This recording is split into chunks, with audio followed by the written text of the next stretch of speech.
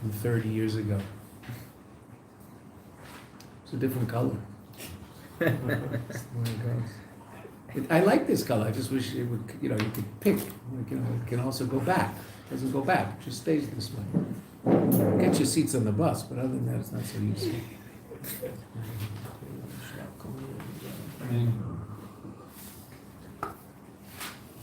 Okay, here, you gotta look in here. You can't look in here. You gotta look in here and follow. I can't really understand it. What? I can't really understand it. Then you might want to be a rabbi. That's right, I get that. I'll try it out. Try it. You see, okay. You might. I'm going to translate every word. Okay. So that's why I gave this for people who have a hard time doing that. But Well, okay. try it. Let's see. Okay. You can read it though. You can follow along. Yeah. Okay. So I'll translate every word. Okay. Just Most people here can read it but can't understand it, or most people that can't translate. so probably. Well, maybe we need one more. Yes. We might need one more. Okay. So here. Oh, wow, look at that. Why is this here? It's bizarre. I don't know why it's not. Okay. This is a very, very, very, very famous Maamer. I realize that if you come up through Rabbi Levinger and you saw this Maamer, it used to be that people came into the class having generally seen this Maamer. Rabbi Levinger learns the Torah, or so you haven't seen this Maamer. So it's Aleph based. I mean, this is the Maamer for our generation. Why do I say that? The Friedricher Rebbe, the previous Rebbe, gave this Maamer to our Rebbe to give to us. None of us in this room were alive when that happened. It was 1950. Okay, so even Izzy and I weren't around yet. Okay. Were your parents married? 50, no. No, okay, so my parents were married with a couple of kids. They weren't, they just had their, it's too big a number, 77th anniversary. Whoa. And my father hasn't been here for the last 7 years, but my mother's still with us, so she just celebrated her 77th wedding anniversary. All right, we should all get there. The Friedrich Rebbe, he didn't say this Maamer. This is the last Maamer that the Friedrich Rebbe gave. When I say Friedrich, that means previous. Okay, I'm not going to say previous anymore. Maybe I will. It's not a promise. The Friedrich Rebbe gave us this Maamer to learn in 1950. He gave 4 Maamerim to learn. Right? He gave it to our Rebbe as a written Maamer, based on a Maamer the Rebbe had said in the 1930s in Poland, okay? But this Maamer, Basi L'Gani, I've come to my garden, is a very, very basic Maamer. There are 4 Maamerim that the previous Rebbe gave us at that time. He gave to the Rebbe to give out to the Chassidim. He gave the Rebbe these Maamerim on the 9th day of Shvat, Tafshin Yud, sometime in January 1950. Okay? I don't know what day it was in January, but Shvat is January time. Okay? So he gave Friday Tesh Shvat. The Rebbe got 4 Maamerim to give out to the Chassidim. 1 to give to them the next day, on Shabbos Yud Shvat, the 10th of Shvat, which is the previous Rebbe's grandmother's Yortzeit. That's why he gave out a Maamer for that day. Rebbe Marash's Rebbitzin. All right? Rebbitzin Rivka, it says at the top of the page. That you can see. The second Maamer he gave out to be learned on Yud Gimel Shvat, the 13th of Shvat, 3 days later, his mother's Yortzeit. The third Maamer he gave out to be learned on Purim, a month later. The fourth Maamer he gave to be learned on his father's Yortzeit, Beis Nisan. Okay? 4 Maamerim. Each Maamer has 5 chapters. In base 10, that's 20 chapters all told. Right? The second Maamer starts in chapter 6, not chapter 1. The third Maamer starts in chapter 11. And the fourth Maamer starts in chapter 16. Right? That's the way what's called a hemshech works. Okay? Meaning a series of Maamerim, one that builds on the other. So the second Maamer doesn't start from Aleph. It's a continuation of what was going on before. We're going to learn the first Maamer of those 4. Okay? Now, our Rebbe when he became Rebbe, said a Maamer, Basi L'Gani, every year in the Verbringen on Yud Shvat, the Verbringen of the Yord site of the previous Rebbe, the day our Rebbe became Rebbe, he would say a Maamer, at the Verbringen he'd say a Maamer Basi L'Gani. The Rebbe, the first 20 years, went through the 20 chapters, right? Year 1, chapter 1. Year 2, chapter 2. I don't have to go any further. You guys are very, very bright. You're all college graduates, and that means in America you can count to 20. I'm not sure past, but 20 for sure. Right? In Europe, there's no end. But America, 20 maybe. Okay? But I'll count on it to being 20. He's not so sure. Okay, Beseder. I'm not the only skeptic here. Beseder. So 20 Maamerim that our Rebbe said based on this Maamer. This is the Maamer for our generation. Our Rebbe said over 40 Maamerim based on these Maamerim. Why? Because the Rebbe from Tafshin Yud Aleph, 1951, to Tafshin Lamed, 1970, the Rebbe said 20 Maamerim, each one on the subsequent chapter. That's what I'm holding here. Sefer Maamerim Basi L'Gani. Aleph. Why Aleph? What must there be? There must be a base. Right? Can't get anything past you guys. Must be a base. Right? There's no gimel, but there's a base. What's base? The Rebbe started again in Tafshin Lamed Aleph and did Aleph through until Tafshin Mem Ches. Then the Rebbe stopped. The Rebbe didn't finish the last two. Okay? The Rebbe just stopped saying Maamer in Tafshin Mem Ches. After the passing of the Rebbe stopped saying Maamer. Basically, there's a few Maamer. Why? I don't know. We don't know these things. Okay? So, there are 40 some odd Maamerim of our Rebbe on this Maamer. Now, we're not going to learn the whole 20 parts. We're going to learn the first 5. Those first 5 parts, we as Chassidim say over every year on Yud Shvat. Right? Yud Shvat, after Maariv, we daven 3 times a day. There's 5 parts to the Maamer, right? 3 does not go into 5 very well. Okay? So either you do 1, 2, 2, or you do 2, 2, 1. But it doesn't matter. After Maariv, we go through part of the Maamer. After Shachris, we go through part of the Maamer. And after Mincha, we go through part of the Maamer. The Maamer we're going to learn. The previous Rebbe's Basi L'Gani from Tafshin Yud, the first 5 chapters. Okay? So that's the background to the Maamer. That's why this book said for Maamerim. Actually, I wonder if that's Aleph or base. Because I took one to copy out of it, because mine's not, it's got copy skills all over it, as you can imagine. No, this is also Aleph. Okay? I mean, there's a base, looks like this. Okay? It's out. I tried to copy out of that because I think I like that better. You have 2 pages in one, and I love those pamphlets that Hershey did for us, but I couldn't get that done. Okay? So that this is the Maamer we're going to spend a while learning in the summer. We will spend more time on Ois Aleph than on any other Ois, because most of the difficult ideas are in Ois Aleph. Okay? Not all of them, but most of them. So we'll go through Ois Aleph very slowly, but not in a hurry. Right? And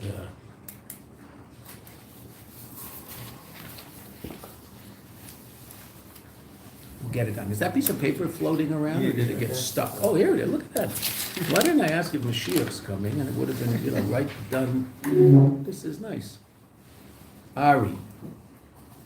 Where are you from, Ari? London. Where in London? Hendon. Hendon? Hendon? Mm-hmm. Do you know Rabbi Kaplan? I don't. You don't?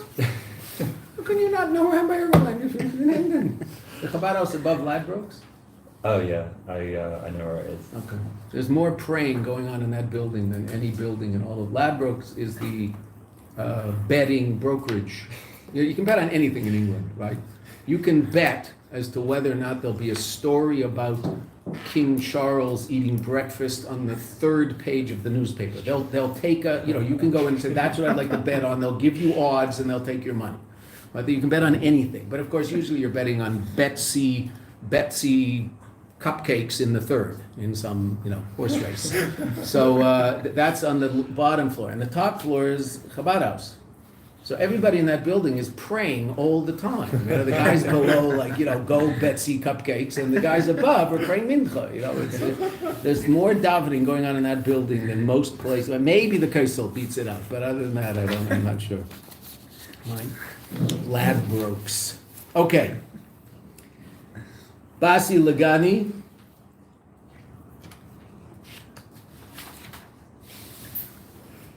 Yortzeit Kreid Imay Zekei Nosei Harabonis Ad Tzadkonis Maris Rivka Nishmasa Eiden Schuse Yagein Aleinu. This is the Yortzeit of his mother, his grandmother. This is the Rebbetzin of the Rebbe Marash, Rebbetzin Rivka. Right? Nishmasa Eiden, her soul is in Eiden. Schuse Yagein Aleinu, her merit should protect us. Very holy lady, Rebbetzin Rivka. Basi L'Gani achoisi kalo. I've come to my garden, my sister, my bride. A pasuk in shiur shiurim. Okay? Now, shiur shiurim, of course, is a Kadosh Baruch, is Shlomo Melech writing about the love story of a Kadosh Baruch Hu and Am Yisrael. Sometimes he writes it from our point of view, and sometimes he writes it from a Kadosh Baruch Hu's point of view. If it says, I'm coming to my garden, that's from a Kadosh Baruch Hu's point of view. If the Kadosh Baruch Hu is coming to his garden, my sister, my bride, that's us. Okay? So Kadosh Baruch Hu is talking about evidently being revealed in this world. Let's see what that means. V'isa b'medrash Rabbah. There is in the Medrash Rabbah, bin kaimei, in its place. What does that mean? That means on shiur shiurim Rabbah. Right? We know there's a sefer called Medrash Rabbah. Medrash Rabbah is a compilation of different medrashim of Chazal on Torah, but there's also, there's 5 books of Medrash Rabbah: Bereshis Rabbah, Shmeis, Vayikra, Bamidbar, and Devarim Rabbah. There is also, though, in the back of those books, a medrash, same medrash, on the 5 Megillos. The 5, whatever we call it, Megillah, right? Megillas Rus, right?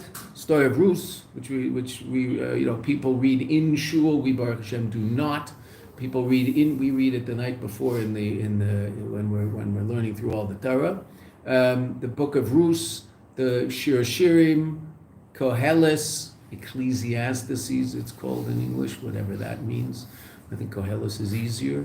Eicha, right, which we say on Tisha B'Av, and Esther, which we say on the story of Purim. So those 5 Megillos also have a sefer called Esther Rabbah, Shiur Shiurim Rabbah, and that's printed in the back of Medrash Rabbah.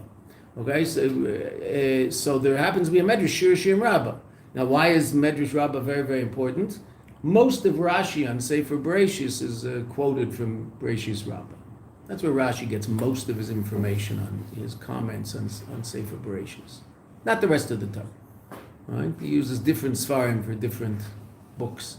Because rarely does Rashi ever say anything in his own name. Rashi is quoting Chazal on almost every Rashi on Torah.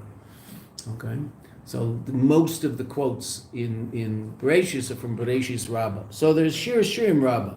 Now why the Rebbe says Bim Kamer, I'm not sure, but one of the things Chassidim point out, true or not true, I have no idea, but it's a piquante little piece of information, and so why not? I'll throw it out there. And either the Chassidim are cracked or else it's true. I mean, it's one of the, who knows? It happens to be, and I don't think we're cracked. I think it's very, very interesting. If you look over there, right, what does it say? Who's the author of the statement we're about to read?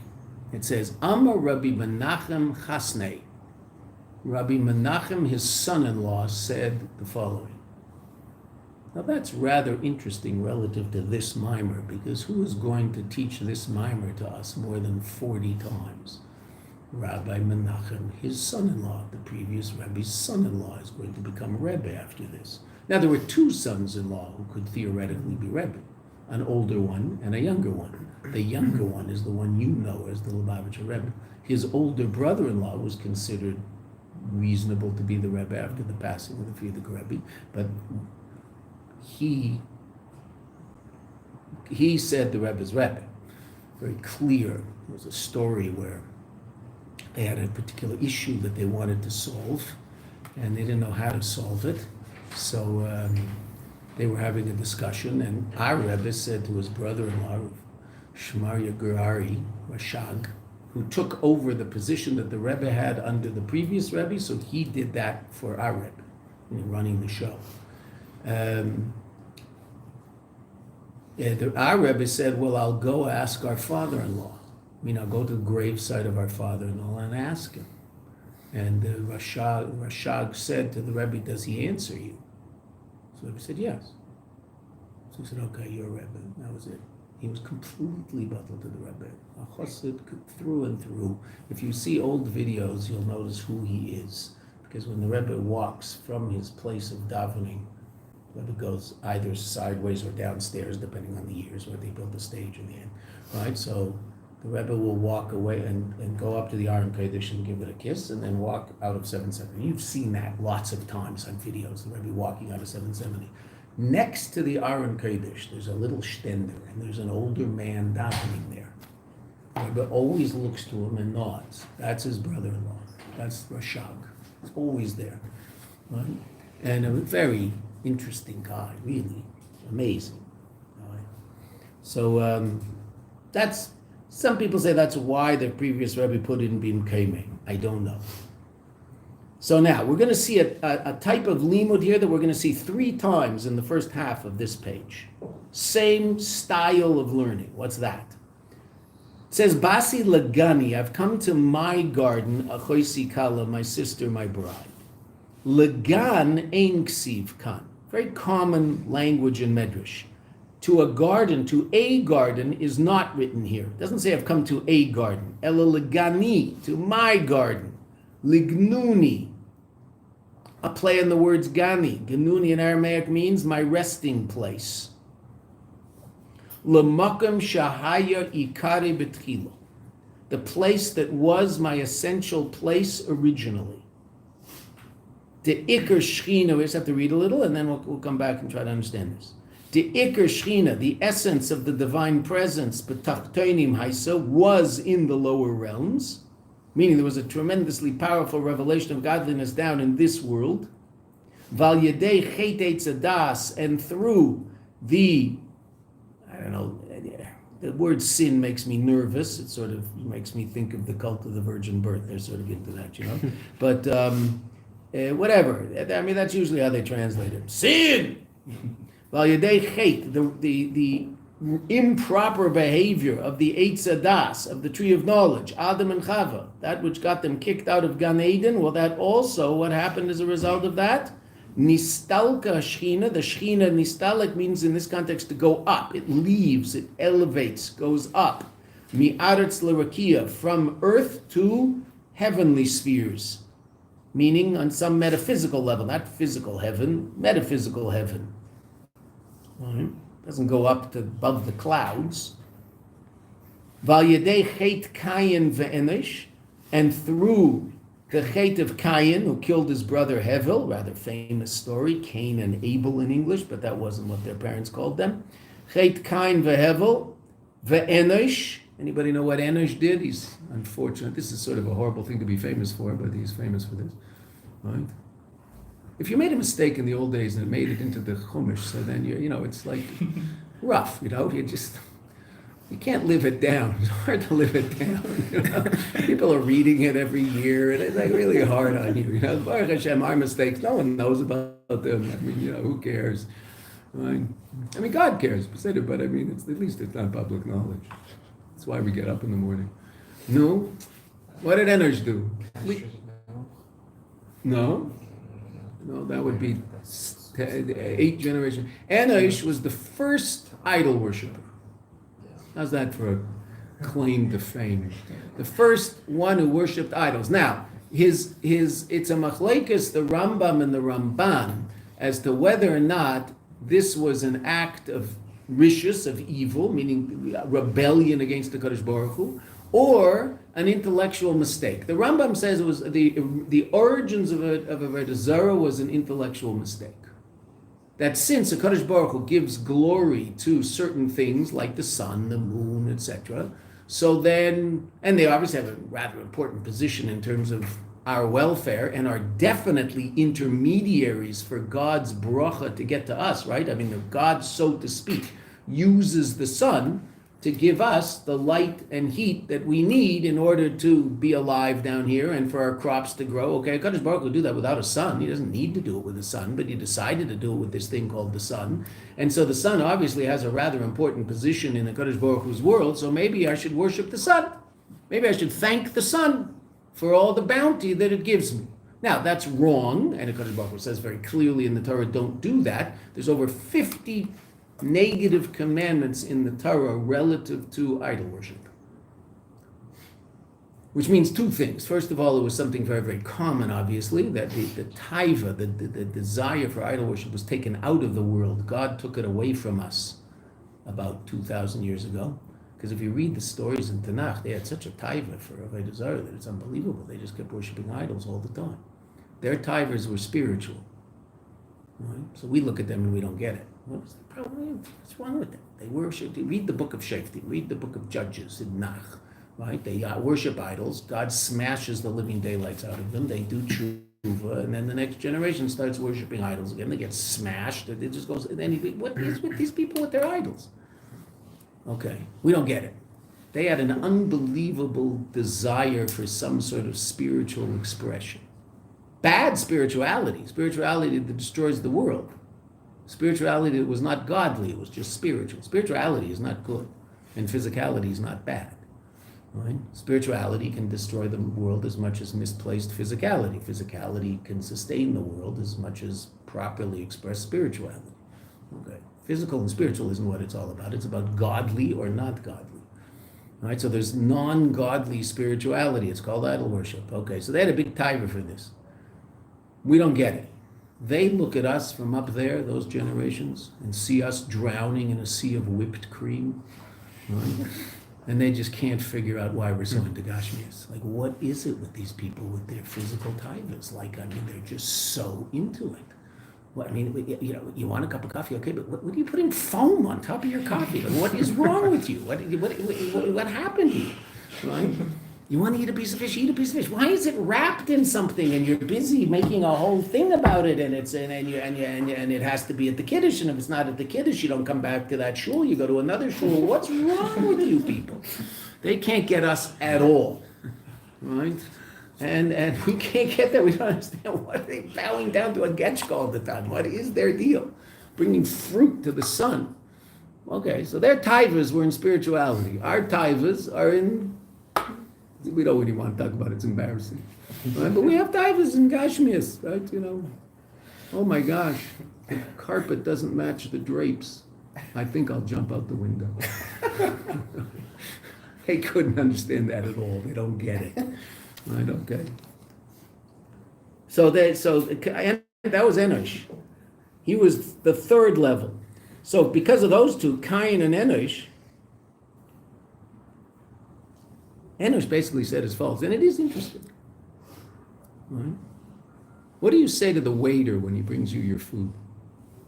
I hope, if you were brought up right. Thank you. Right? Okay. The waiter made the food, cooked the food, did anything to the food? Nothing.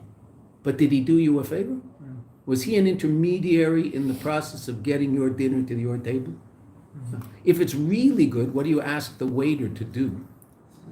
Thank the chef, right? You're like, that was really, could you tell the chef that was, right? That's, people do that in restaurants. That's a perfectly reasonable thing. It was like, wow, that really tasted good. And they say that, can you tell him that was really good? Because, I mean, the guy's working for a living. It'd be nice to hear that. Okay. He made the food? No. Where'd the food all come from? God, okay. You thanked him too, right? Mm-hmm. You said a bracha before, you said a bracha after. But you don't thank the intermediaries? Of course you do. Mm-hmm. Oh. So if the eighth day of Avodah Zarah said what? Let's thank the sun. Wrong. Bad idea. But not off the wall. Right? It's not a crazy idea. It's completely and totally destructive of the whole world. But it makes sense. Because not everything that makes sense is positive, right? There's lots of things that make sense that are unbelievably negative and destructive. And there's all sorts of things that don't make sense that are unbelievably productive and positive. Right? Because sense doesn't necessarily have anything to do with that equation. Okay, so that was their mistake, according to the Rambam. According to the Ramban, he was trying to rebel. The machlekes, the Rambam and the Ramban. What was the origins of Avodah Zarah? Was it rishus, evil? That's the Ramban. Or was it just an intellectual mistake that ended up being absolute idiocy a few generations later, right? Bowing down to some idol is absolutely ridiculous. Okay, but the sun, the moon, that's so ridiculous. Wrong, but understandable.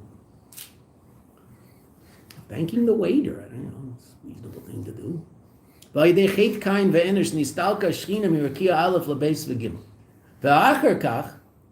me just say one more thing, okay, because it is important.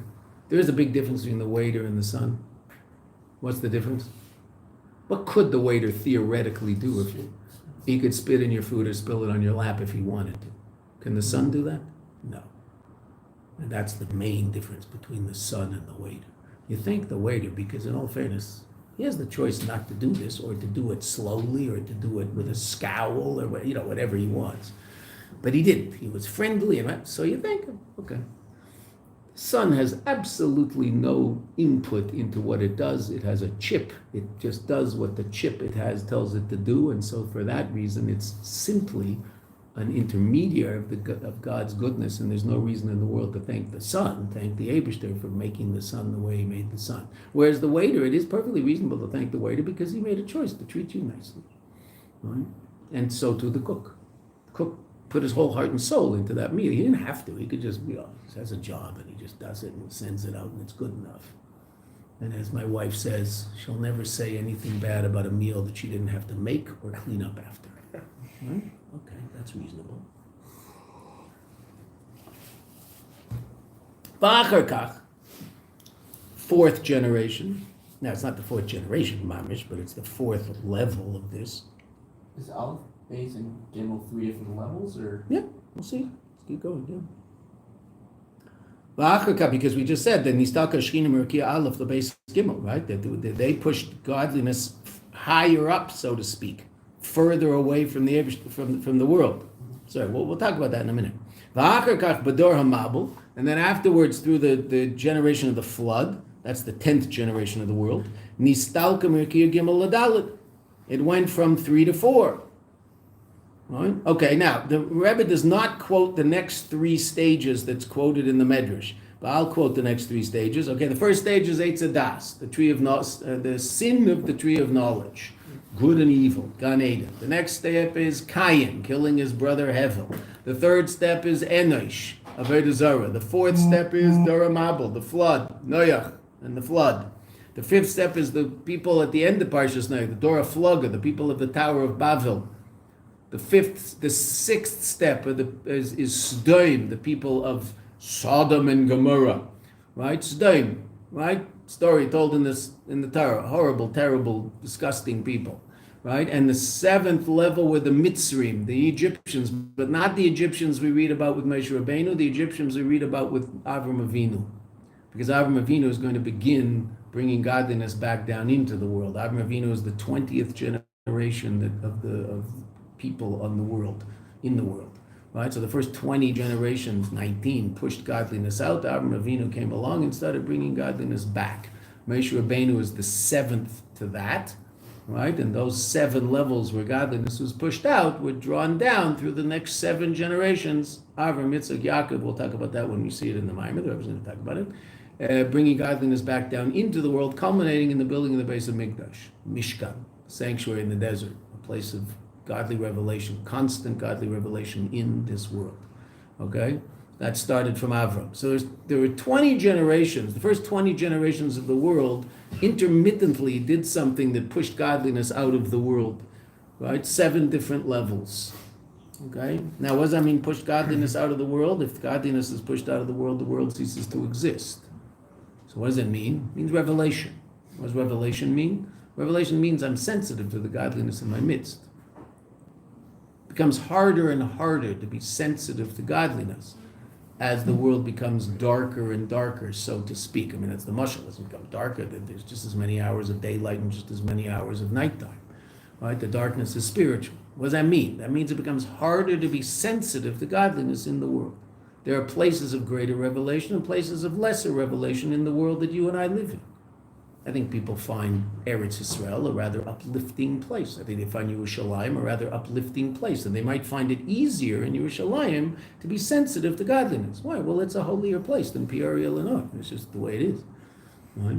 Just like there's holy places in time, Shabbos, Yom Tov, there's holy places in space. Eretz Yisrael, Yerushalayim, right? Any shul. Right? People walk into a shul, most people have enough sensitivity to act differently in a shul than they would if they're in a playground. Right? Some people not. Some people will walk into a shul dressed the way they would be on the playground. They'll talk the way they would talk in the playground. They'll look at their phone just as much in shul as they do in the playground. Well, they're sort of lacking sensitivity to the fact that this is a little more godly than the playground. Is there more God here? No, there's not more God here. Is he more easily attainable? Yes. Because it's a place of holiness. Right? Am I necessarily sensitive to that? No, not necessarily. Right? Depends how sensitive I am. A person who's truly sensitive to Elokus can be extremely sensitive to the godliness all around him, even though he's in the playground. A person who's insensitive to Elokus can be insensitive to the godliness, even though he's standing at the kaisel and the people on each side are davening and he's looking at his phone watching some, political movie, right? What are you doing? Well, they're not too sensitive to what's going on around him. Is he a bad guy? He's not a bad guy. He just has to, unclog the pipes a little. The pipes are sort of stuffed up. So that's what Revelation is all about. It doesn't mean more God, less God. There's just as much God in Peoria, Illinois as there is in Yerushalayim. What does that mean? God makes Peoria, Illinois exist just like he makes Yerushalayim exist. And is constantly involved in the continuation of that existence, like the electricity flowing into the light bulb. If it's not there, the light doesn't go on. Okay, so if the godliness isn't there, the thing doesn't exist. That being said, there's places where there's greater revelation, there's places where there's less. The world was a place where godliness was revealed, and it was impossible to be unaware of godliness in Gan Eden. Impossible. It's like being unaware of the existence of the table here. Yeah, I mean, what's wrong with you? You don't see the table? Why'd you walk into the table? Oh, I didn't see it. How do you mean you didn't see it? There's 7 of them in the middle of the room. I just didn't see them. Something wrong with that person. Right? Okay. So the godliness was that obvious in Gan Eden.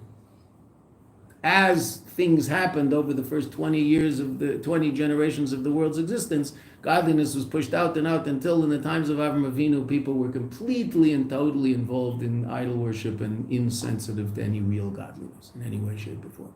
Along came Avraham Avinu and started pushing back against that stream and ended up getting the Torah 7 generations later. So now if we go back to, before we go any further, we go back to the beginning. So it's very interesting. This we all learned from the word, that one little yud. It says, Basi L'Gani. I've come to my garden. Achoisi kala. So the Medrash says, leGani. It doesn't say I've come to a garden. Elo, rather, leGani, to my garden. leGnuni, to my resting place. L'makom shahaya ikari betchila, the place that was my original place. Meaning, where was the Eibishter, so to speak, at the beginning of creation? Down here. And then what happened? We pushed him out. And then what happened? Evidently, we brought him back. So how would you now translate those words, Basi L'Gani, and why do we learn that from the Yud? What does Basi L'Gani now mean? Don't say I come to my garden, because that's what we said already. It now means something much more important than that. To my original Okay. location, to my personal garden, not... Okay, so that's the Yud. Yeah. But what is it still? I've come to my personal garden. Okay, so I came to my personal garden, but it means much more than I feel that. comfortable, the place That's mine, I agree, I feel comfortable, but we're learning more. What you're saying is true, but we're learning more. How would you translate it? The place where godliness is apparent. What you're saying is absolutely true. Yosef said that. It's true, but it's still not the pshat in the pasuk. That it has always been his garden, even when he wasn't really there. Okay, that's true. On some level he was there, but I mean, in all fairness, here we're focusing more and emphasizing more him, so to speak, not being there. So how would you translate I've come to my garden? One extra word. Put one extra word in there. He will come back. Oh, he returned to his garden. I've come back to my garden. That's the pshat. And what letter teaches you that? The yud. Why does the yud teach me that? Why? If it just said I've come to a garden, how would I understand that? I've come to a garden. I came. But it says I've come to my garden, which now means I've come back to my garden. Why does that yud change the meaning of the whole verse? It shows that this world was originally and made with God living here, and it's not that a new revelation that God has just decided. Okay, so what you're saying is true, but how do I learn that from that yud? He has some connection with it. There's a connection with that's true. So Beseder.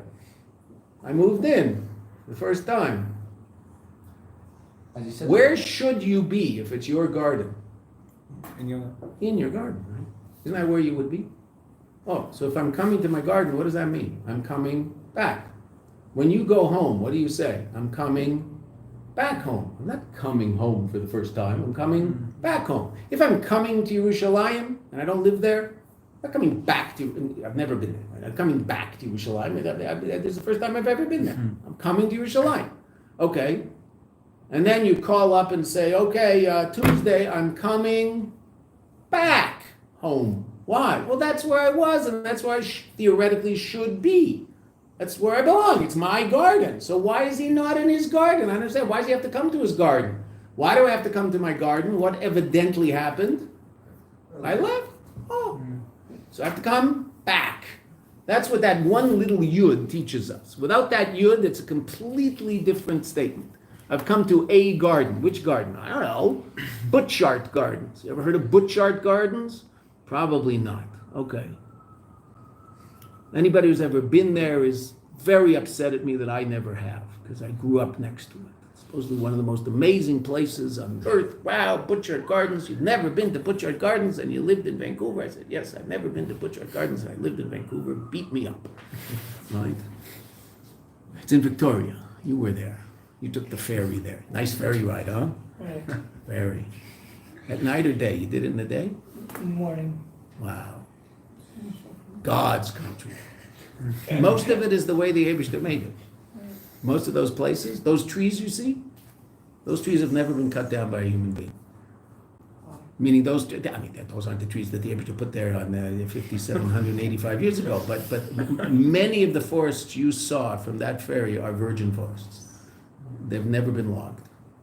Because you can't get there, right? I mean, you were on the boat, right? You try to put one of those big trucks that carry trees onto that boat. It doesn't work. Right? Okay. So, it's amazing. Okay. So right next to where Eliyahu went to, I don't think he ended up in Victoria, but in Victoria there's a place called Butchart Gardens. Beautiful, amazing, incredible. Well, I've never been there. So then if I went to Butchart Gardens, I'm coming to Butchart Gardens. Oh, right, I'm not coming back. I've never been here. So to the Abraham says, I'm coming back to the place that was my original place. That's the new pshat in the pasuk. Right? Because originally godliness was revealed in this world in an incredibly powerful way. But then, for whatever reason, and why the Abraham decided this is the way he wanted to do it, I don't know, but godliness was pushed out of the world by the first 20 generations. Ukedeisa b'medrash rabbah. Now we're going to see a medrash explain this, a different medrash. Al pasuk, an amazing pasuk that you've probably all heard of, if not seen in the Torah. V'yishma eskol havaya lukim mishalech began. Now I'm going to translate it as you and I would probably normally translate it, and how I would guess it's translated in the English translations of the Torah.